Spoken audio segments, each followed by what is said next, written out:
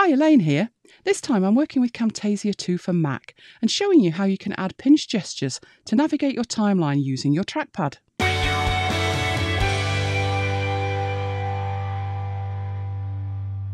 I use a whole range of video editing applications, and one of the most natural ways to navigate the timeline in these apps is to use a pinch gesture on my trackpad.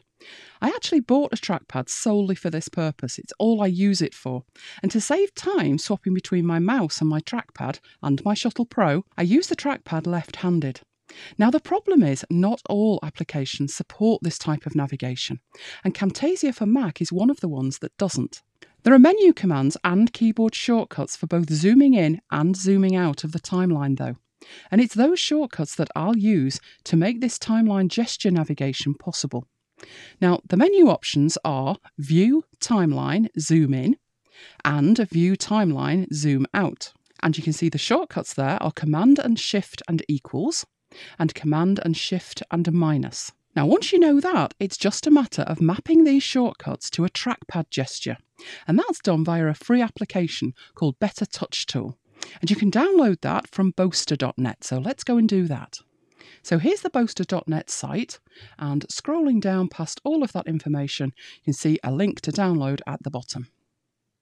So that should be available in the downloads right now, and it's opened up on the other screen, so bringing in the Finder window. And because it's Safari, it's even unzipped it for me, and all I need to do is to move that to the Applications folder. And that's it, it's installed. So need to run it next. So because this is the first time that I'm running it, I need to confirm that I do actually want to open it, and I do. And the first thing you see is this dialog box that's asking about window snapping. Now, as far as I'm concerned, I don't need to worry about that in terms of using my trackpad. So I'm going to say no to that, but do give it a read and make your own decision on that. Once it's had a think about it, it brings up the Better Touch Tool window. And there's a little advert there for the iOS version, but I'm not going to worry about that today either. And although this interface looks quite complicated, it's not as bad as it looks. The very first step is to add Camtasia as an application. So clicking the Add button on the left-hand side there takes you straight to your Applications folder, and within the Applications folder I have Camtasia 2, and then just hit the Open button. That adds Camtasia as a selected application within Better Touch Tool. The next step, with it selected, is to choose the input device. So rather than just a trackpad, you have the Magic Mouse, trackpads, keyboards, remotes, all sorts there. Now, trackpad's what I'm interested in today, but if you didn't have a trackpad and you'd like to add this navigation to another device, then just choose the other device and follow along with exactly the same instructions. So I've got trackpad selected, and as it says here, press this button to begin. What I'm going to do is add a new gesture. So the first thing to do once I see that is to click on there, and I get a list of all the gestures. And they're conveniently grouped depending on how many fingers you want to employ to activate the gesture. Now the ones I'm looking for are 2-finger gestures, and they are pinch in and pinch out. Now this is one thing I have noticed with Better Touch Tool. Sometimes as I attempt to click the gesture I want, it opens up another group. But making sure that I've got that selected, and it should add it eventually to the trackpad gesture list. But we need to go back down to the bottom, and where you have custom keyboard shortcut, you need to enter the keyboard shortcut that you need. Since this is a pinch in, what I want to happen is that as I pinch in, it makes the timeline smaller, and the effect of that is to zoom out so I can see more of the timeline. The shortcut key for that is Command, Shift and minus. So I've typed that in there. Now you will notice I've also got this message that has flashed up. Now because Better Touch Tool is going to use the accessibility features of the system, I have to explicitly give it permission to do so. So I'm going to open the system preferences, and you can see Better Touch Tool displayed at the top of that list, but you need to authenticate before you can actually activate it. So unlocking that, and I can then put a tick next to it, and that is all it needs.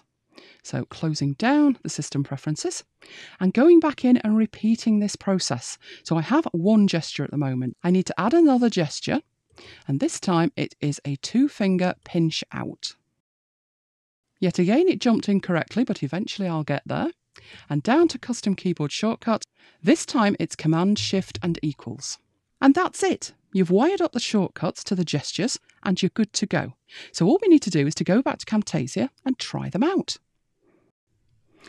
So moving my mouse pointer down to the timeline, and I'm doing a pinch in gesture, which is shrinking that timeline. And I can keep shrinking it until it is squashed up on the left-hand side there. Going the other way, so starting with my finger and thumb in the middle and doing a pinch outward gesture, and I can start to zoom into an area of the timeline.